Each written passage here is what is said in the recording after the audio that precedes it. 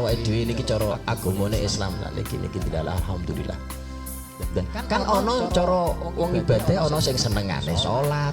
Mbuh kuwi mau salat salim jenis salat wajib kadang ditambah salat sunah ngoten to. Ana sing senengane poso, ana sing senengane wiritan, ana sing senengane melek, ana sing senengane iktikaf ora nggih ngoten to.